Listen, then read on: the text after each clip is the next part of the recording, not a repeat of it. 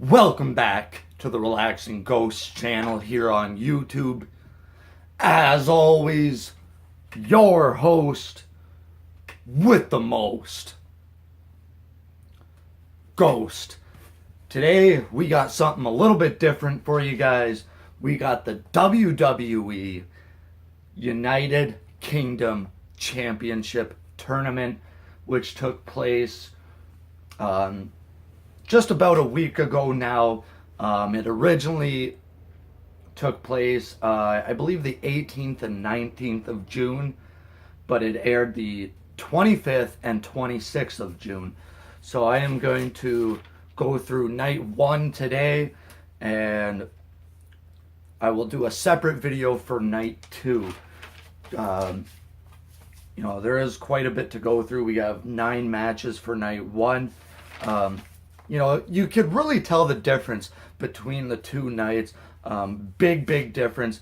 It was like the WWE was night one and NXT was producing night two. They changed the ring, the ropes. They dimmed the lights a bit. Not sure why, but so this is going to be WWE United Kingdom Championship Tournament night one from June 25th, 2018. At Royal Albert Hall in, I believe, Kensington, London, England. Pretty good venue over there. I love that venue. I believe it's on a DVD. If it's not, you heard guys talk about this over the years. Guys like Bret Hart and Kurt Hennig and Bulldog. Little towns and little buildings in London there. Holds about 5,000 people. So not exactly sure how many people were in there for these two nights, but these guys made a lot of noise, and I'll tell you what, I enjoyed both nights for different reasons, but let's get into this, guys. For both nights, we had Mauro Ranallo and Nigel McGuinness on commentary. Great pairing between these two guys. It seems like they're finally starting to get their chemistry down a bit. And I really enjoyed it. So right off the bat here, we had 4 quarterfinal matchups. The reason why I like these shows a little bit more is because I'm going in this with a clean slate. I really don't know any of the guys, haven't really watched them much. I might have heard of a guy here and there, but for the most part, I have clean slate. Don't really know much about these men and women here. Morning coffee. So before we get into it and down to business, guys, take some time, hit that subscribe button. Let me know if you were able to check out the United Kingdom Championship Tournament from 2018. Comment down below some of your thoughts, some of your favorite matches, and at the end of the video I will run down a few of the names which I thought really stood out here. So first 4 matches, like I mentioned, were quarterfinal matches for the tournament. We had Jack Gallagher versus Zach Gibson. Everyone knows gentleman Jack Gallagher. He's on 205 Live pretty often. Zach Gibson, a much bigger guy than the rest of these guys, but at one point Jack Gallagher had a triangle choke here on Gibson, and it just looked unreal, like the torque he had on his arms and his neck, pulling him down over the top rope. Gibson eventually gets out of the triangle, locks in his finishing maneuver, which is kind of like a reverse short arm scissor. He kind of pulls his opponent's arm over his head like that and just cranks it down. It's called the Shankly Gates. And Gallagher would end up submitting. Gibson would advance. Match 2. This would be a match between like 2 300-pound guys, like the biggest guys of this tournament. We had Dave Mastiff against Joe Coffey. And we'll get into Joe Coffey a little bit more on night 2, but like I said, 2 300-pound men. These guys were doing German suplexes with the bridge. nonetheless. It was great to see a little bit different pace between these much larger guys. These guys were bouncing off the ropes, doing high spots for their sizes. Pretty incredible. Joe Coffey hit the discus lariat, and he would end up pinning Dave Mastiff, advancing into the semis. Third match of the night. I believe there was might have been a 15 or 20 minute time limit on these. They didn't really acknowledge it if there was, but it was pretty fast paced. Night one runs about 3 hours, which it did run long at times. It did feel like, come on, let's get this thing over with. There really wasn't an urgency like there was with night two. It really felt, kind of establishing some of these guys. Third match of the night, Flash Morgan Webster versus Jordan Devlin. I like these two quite a bit. I see a lot of potential in Devlin and Webster. At one point, Devlin hits the Spanish Fly. I really like that move. Devlin ends up missing a moonsault, hits a tilt-a-whirl reverse DDT. Flash gets the 3. So Flash advances to the semis. Fourth match of the night, Travis Banks versus Ashton Smith. Travis Banks would end up winning with his fisherman. It's kind of like a Michinoku driver. He picks him up like a fisherman suplex, and then he doesn't pancake him down. He kind of flips him over into the pin, and that's called the Kiwi Crusher. And he is from New Zealand, Travis Banks. So I like Travis Banks quite a bit. Can see a lot of potential in that young man. Fifth match of the night, we're moving into some of the women of the United Kingdom. Toni Storm, Killer Kelly, and Isla Dawn in a triple threat match. This would be a number one contenders match for a shot at Shayna Baszler's NXT women's title on night 2. It was a very short match, though. Storm hits Storm 0. Toni Storm ends up getting the 3 count. Her finisher is pretty much like a white noise into like a neck breaker. She kind of crunches your back of your head onto her knee. It looks very aggressive, that finish. Toni Storm is one of those ladies. She's beautiful. She can wrestle. She really knows her craft. She could be on Raw or SmackDown or any part of the WWE, and she could be the champion. At this point, Triple H ends up coming out. He introduces the United Kingdom General Manager, Johnny Saint.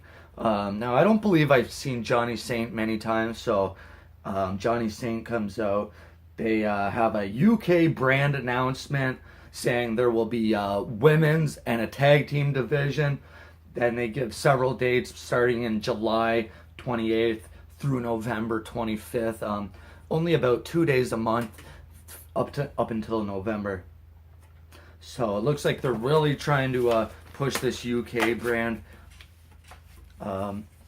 which is good. I always thought like the UK Championship could almost be on the same level as the WWE title if it's booked like that. If this is going to be a subsidiary of NXT, then it's pretty much on the same level as the NXT title, which I don't agree with. I think the UK title could hold a much greater value than being a developmental brand championship.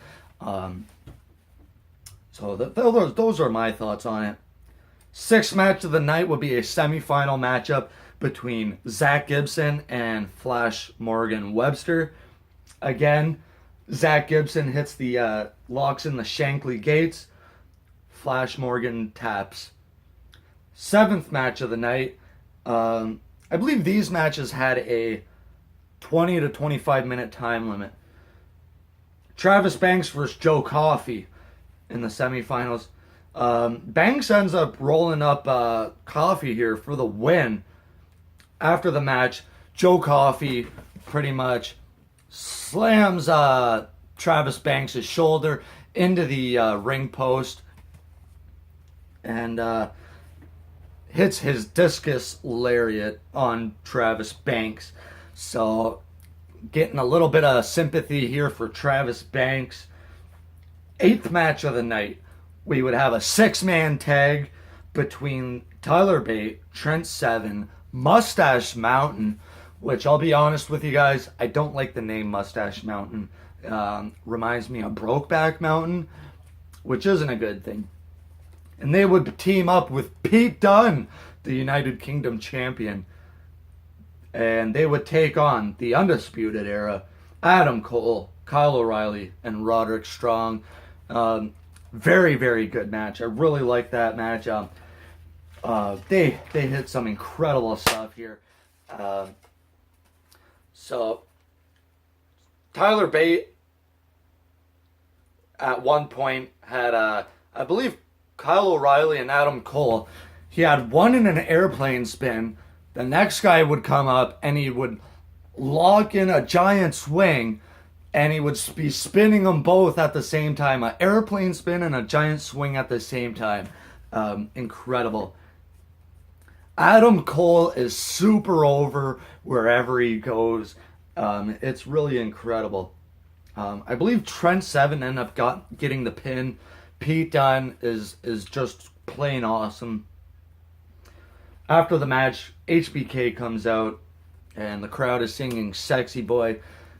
HBK is pretty much just saying the same thing about the NXT brand and different things like that, kind of shilling things out. So the main event here would be the UK tournament finals here. They would challenge Pete Dunne on night 2. Travis Banks versus Zach Gibson, who was Liverpool #1. By the way, I forgot to mention that as well. So Travis Banks comes out. His shoulder is now taped up, kind of like Daniel Bryan at WrestleMania 30. So he's got a target on his shoulder before the match even starts. Zach Gibson refuses to shake hands. So before all the matches, these guys would shake hands, good luck, good luck. Zach Gibson refusing to shake hands. Banks apparently would be the only one in the tournament here to defeat Pete Dunne. That's a load of crap, because I think McGuinness said that. But does anyone remember back in the Cruiserweight Classic, I believe, Jack Gallagher defeated Pete Dunne? I'm pretty sure.